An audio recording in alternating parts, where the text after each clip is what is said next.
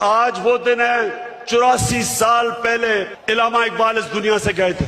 سامنے ان کا مزار ہے اور وہ ایک ایسا انسان تھا شاید ہی کوئی ایسا ذہن 500 سال میں مسلمان دنیا میں آیا ہو. اور علامہ اقبال کی جو پوری کوشش تھی کہ ایک غلام قوم کو اٹھائے زندہ کرے غلام قوم کو. ان کی اتنی شاعری ہے لیکن جو مجھے سب سے زیادہ پسند ہے اور آج جو میں ایک فکرہ کہنا چاہتا ہوں کہ اس رزق سے موت اچھی ہے جس رزق سے پرواز میں آتی ہے کوتاہی. یہاں 1940 میں جب قائد اعظم نے پاکستان کی ریزولوشن قرارداد پاکستان پاس کی تھی تو کیوں ایک اتنی بڑی خواب انہوں نے یہ اناؤنس کی تھی کہ ہندوستان کے مسلمانوں نے فیصلہ کیا کہ ہم ایک آزاد ملک میں رہنا چاہتے ہیں. یہ پاکستان صرف اس خطے کے مسلمانوں کے لیے نہیں تھا. جو ہندوستان میں مسلمان جو نہیں پاکستان آ سکے انہوں نے بھی ووٹ دی پاکستان کے لیے کیونکہ پاکستانیوں بڑی خواب کا نام تھا پاکستان. اور پاکستان کا جو نعرہ تھا پاکستان کا مطلب کیا. میں یہ چاہتا ہوں آج کہ پہلے آپ لا الہ الا اللہ کا مطلب صحیح معنی میں سمجھ لیں. لا الہ الا اللہ کا مطلب یہ ہے کہ وہ ایک انسان کو آزاد کر دیتا ہے, ایک چھوٹے انسان کو ایک عظیم انسان بنا دیتا ہے. مولانا رومی نے کہا کہ اللہ نے جب تمہیں پر دیے کیوں چونٹیوں کی طرح زمین میں رینگ رہے ہو, کیونکہ لا الہ الا اللہ انسان کو پر دیتا ہے. جب علامہ اقبال کہتا ہے کہ پرواز میں کوتاہی نہ آئے تو کوتاہی تب آتی ہے جب انسان غلامی کرتا ہے. کبھی غلام بڑے کام نہیں کر سکتا, صرف ایک آزاد انسان بڑے کام کر سکتا ہے.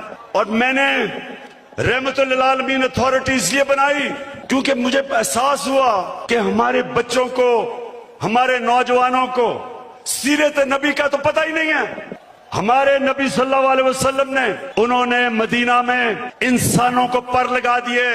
وہ عرب جن کی کوئی حیثیت نہیں تھی, دو سپر پاور تھی دونوں طرف, پرشین اور رومن ایمپائر, بیزنٹائن ایمپائر, بیچ میں وہ عرب جن کی کوئی حیثیت نہیں تھی.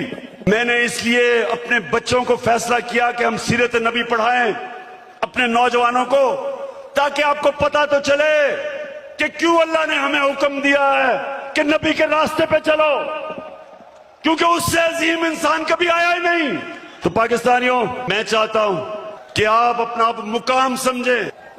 قرآن میں اللہ کہتا ہے کہ میں نے انسان کو اشرف المخلوقات بنایا, سب سے عظیم مخلوق. فرشتوں کو کہا کہ انسان کے سامنے جھکو. شیطان کو انہوں نے جنت سے نکالا ایک وجہ سے, عبادت تو وہ سب سے زیادہ کرتا تھا اللہ کی, کیونکہ اس میں تکبر تھا, کہتا میں انسان کے سامنے نہیں جھکتا. اور اللہ نے اسے کہا کہ تمہیں بھی اندازہ نہیں کہ میں نے اس کو کیا صلاحیتیں دی ہیں. اور قرآن میں پھر یہ بھی ہے جب انسان اوپر جاتا ہے تو فرشتوں کے اس سے اوپر چلا جاتا ہے, لیکن جب وہ گرتا ہے جانوروں سے نیچے گر جاتا ہے. ہمارے اوپر ہے, ہم اوپر جانا چاہتے ہیں یا زمین پہ رینگنا چاہتے ہیں. پاکستانیوں آپ ایک دفعہ فیصلہ کر لیں.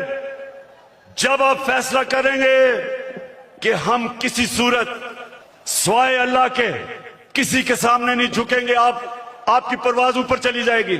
جس دن لا الہ الا اللہ کا مطلب آپ سمجھ گئے آپ کی زنجیریں ٹوٹ جائیں گی.